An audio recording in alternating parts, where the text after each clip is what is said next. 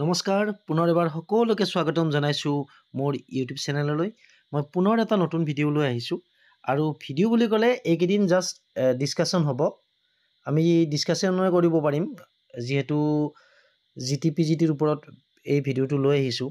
গতিকে বিভিন্নজনে বিভিন্ন মতামত আগবঢ়াই আছে। এতিয়া আটাইতকৈ কনফিউজন মানে সকলোৰে মনত এটা ডাউট আছে, মানে কি হ'ব কি নহওক এনেকুৱা এটা মানে খেলি মেলি লাগি আছে যে 1:1 হ'ব নে 1:2 মাতিব, যিখন লিষ্ট ওলাব প্ৰভিজনেল লিষ্ট। কাৰণ শিক্ষামন্ত্ৰী মহোদয়টো অলৰেডি এনাউন্স কৰি দিলে, এনাউন্স কৰা বুলি ক'ব লাগিব, যিহেতু তেখেতে লাইভত আহি কৈছে যে 5 তাৰিখে ৰিজাল্ট দিয়া হ'ব বুলি।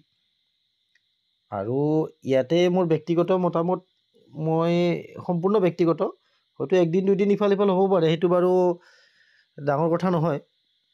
5 বুলি কওঁতে হয়তো 6-7তো হৈ যাব পাৰে। গতিকে মই দিলে হোৱাটো নিবিচাৰোঁ, আপোনালোকেতো ভুল নুবুজিব। কিন্তু কথাটো হ'ল 1:1 নে 1:2। বহুতে তেনেকুৱা ধৰণৰ কমেণ্ট কৰিছে মোৰ আগৰ ভিডিঅ'টোত। মই সেইকাৰণে এইটো ভিডিঅ' বনালোঁ। এতিয়া চাওক, আপোনালোকে ইয়াতে এটা কথা ভাবি চাওক, অসম পুলিচৰ অলৰেডি যিটো ভেৰিফিকেশ্যন নহয়, যিটো অলৰেডি হৈ গ'ল মানে ভাইভা অৰেলৰ, তাতে 1:2 হিচাপত মাতিছে। এই ক্ষেত্ৰত আমাৰ GT আৰু PGTৰ ক্ষেত্ৰতো 1:2 হিচাপত মাতিব বুলি এটা আশা কৰিব পাৰি। এতিয়া বহুতে কৈ আছে যে 1:1ত মাতিব, মাতি 1:1ৰ যিকেইজন চিলেক্ট হ'ব সেইকেইজনৰ ভেৰিফিকেশ্যন হ'ব, ডকুমেণ্টছবিলাক চাব। তাতে যদি ফেক কেণ্ডিডেট ওলায়, ফেক বুলি ক'লে মই ফেকৰ কথা আৰু নকওঁ, আপোনালোকে বুজি পাইছে কেনেকুৱা ধৰণৰ ফেক হ'ব। মানে এজ পাৰ এডভাৰটাইজমেণ্ট যদি তেখেতসকলে টাৰ্মছ এণ্ড কণ্ডিশ্যন তেখেতসকলৰ নিমিলে, তেতিয়াহ'লে সেইখিনি ফেক বুলিয়ে ধৰা হ'ব। আৰু যিখিনিৰ অ'কে আছে সেইখিনি জেনুইন হ'ব। গতিকে সেইটো বিষয়ে আৰু মই বাদেই দিলোঁ, ফেক আৰু জেনুইনৰ। অনলি ফেক আৰু জেনুইন শব্দটো মই সেইকাৰণে ইউজ কৰিছোঁ। এতিয়া কথাটো হ'ল, সেই 1:1ৰ পৰা ধৰক 491টা পোষ্ট আছে প্ৰায়, ধৰক 200 ফেক কেণ্ডিডেট ওলাই গ'ল। বহুতে কৈ আছে 1:1 হিচাপতে মাতিছিল, মানে 491 জনকে মাতিছিল, 200 ফেক কেণ্ডিডেট ওলাই গ'ল। তেতিয়া তেখেতসকলৰ কম নম্বৰ পোৱা যিকেইজন মানে তেখেতসকলৰ একেবাৰে পিছতে আছে মানে লিষ্টত, আমি গম নাপাম কোন কোন আছে, কিন্তু তেখেতসকলৰ হাতত থাকিব, বিভাগীয় কৰ্তৃপক্ষৰ হাতত। গতিকে তেখেতসকলে আকৌ এখন লিষ্ট ওলাব বুলি কৈছে যে এইকেইজন কেণ্ডিডেট মানে, যদিও আমি মাতিছিলোঁ এইকেইজন কেণ্ডিডেট মানে গ্ৰহণযোগ্য নহয়, এইকেইজন কেণ্ডিডেটৰ মানে ডকুমেণ্টছ অ'কে নাই।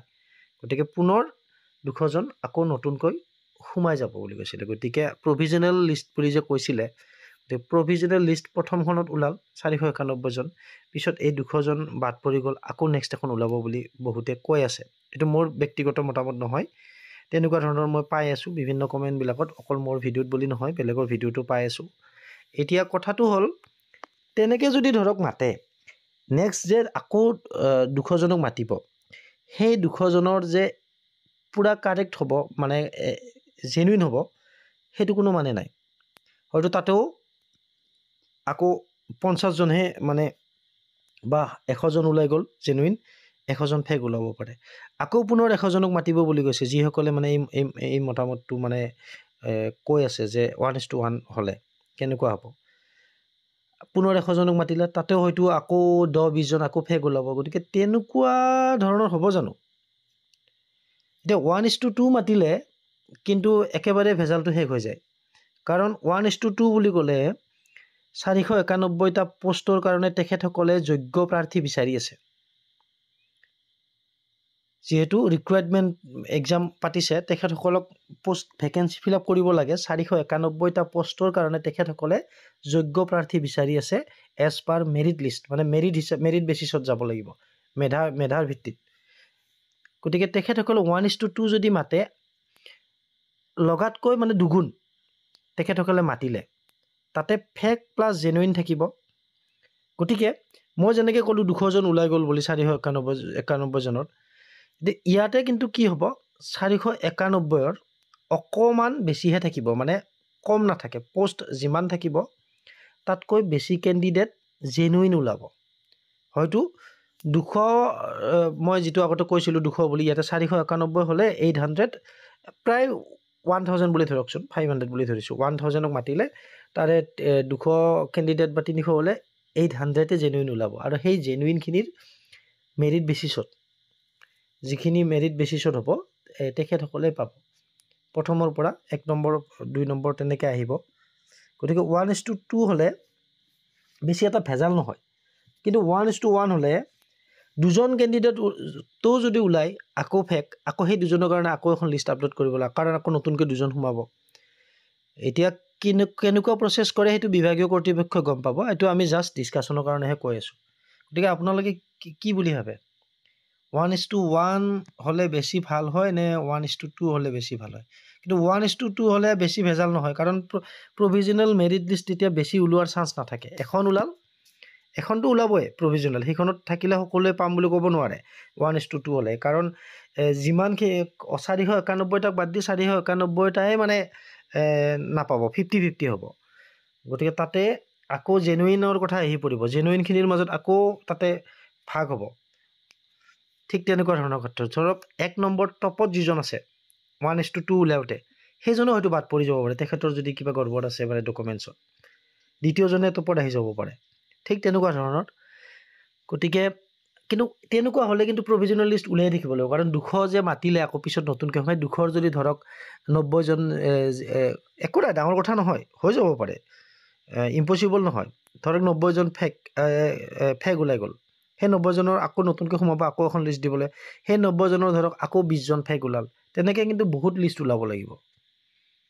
গতিকে 1:2 মাতিলে ভেজালটো শেষ হৈ যায়, বেছি লিষ্ট নোলালেও হয়, এখনত আহি গ'ল, সকলোৱে ভেৰিফিকেশ্যনত গ'ল, তাৰপিছত ফেকখিনি কেঞ্চেল হ'ল, তাৰপিছতো ধৰক 491 পষ্ট আছে, কিন্তু মোটামুটি 720 মান জেনুইন ওলাল, তেতিয়া সেই 720ৰ পৰা আকৌ মেৰিট লিষ্ট বনাই ফাইনেল মেৰিট লিষ্টখন দি দিব 491জনৰ। আৰু এনেকুৱা এটা কথা আহিব, কিন্তু সেই 491জনৰ এইটো কিন্তু মানে ব্যক্তিগত কথা হ'ব, এইটো এনেকুৱা নহয় বুলি আপোনালোকে কেতিয়াও ক'ব নোৱাৰিব। কিন্তু তাৰপিছতো যদি কাৰোবাৰ যদি ভাগ্য মানে লগত থাকে, মানে যদি ভাগ্য ভাল হয়, ভগৱানে অলপ চকু মেলি চায়, তাতেও পাই যাব, কাৰণ 491জন পালে বাকীকেইজনে নাপাওঁ বুলি তেনেকুৱা ক'ব নোৱাৰে। কোনোবাই যদি ইচ্ছাই মানে কোনোবা এটা পষ্টত ধৰক এটা সময়সীমা থাকেতো, এপইণ্টমেণ্ট পোৱাৰ পিছতো মানে জইন নকৰিলে, কিন্তু মোৰ বোধেৰে সেইটো ভেকেঞ্চি ৰৈ যাব নালাগে, তেখেতসকলে ফিল আপ কৰিবই। হয়তো নাম্বাৰ থাকেতো, তাৰপিছত এজনক ৱেইটিঙত থকা এজনক মাতিব পাৰে, কাৰণ কোনোবাই, মই কৈছিলোঁ আগৰ ভিডিঅ'বিলাকত, দূৰত পালে নাযাব পাৰে, বা কোনোবাই একে পষ্টত কৰি আছে, ধৰক একোৱে পষ্টত নহয়, গ্ৰেজুৱেট টিচাৰত কৰি আছে, কিন্তু অলৰেডি যিহেতু পইচাৰ কথাটোৱে সকলোৱে ভাবে, আৰু স্কেলটো একেই হৈ আছে ধৰক, কিন্তু ওচৰত পালে কৰিলে হয়, দূৰত পালে, গতিকে কোনোবাই গোটেই কেলকুলেশ্যন মিলাই নাযাবও পাৰে। ঠিক তেনে ক্ষেত্ৰত কিন্তু 2-এজন ৱেইটিঙত থকা পাব পাৰে। গতিকে আপোনালোকৰ মতামতখিনি জনাবচোন, কি হৈছে। মোৰ এইটো ব্যক্তিগত মতামত নহয় দেই, এইটো মই বিভিন্ন ভিডিঅ'ত পাইছোঁ, আৰু 1:1 1:2 লৈ বহুতৰ মাজত মানে এখন তৰ্ক যুদ্ধ হৈ আছে। গতিকে আপোনালোকৰ বহুমূলীয়া মতামতবিলাক আগবঢ়াবচোন কমেণ্ট ছেকশ্যনত। গতিকে ভিডিঅ'টো যিকেইজনে ধৈৰ্য ধৰি শেষলৈকে চাইছে, মই তেখেতসকলক ধন্যবাদ জনাইছোঁ।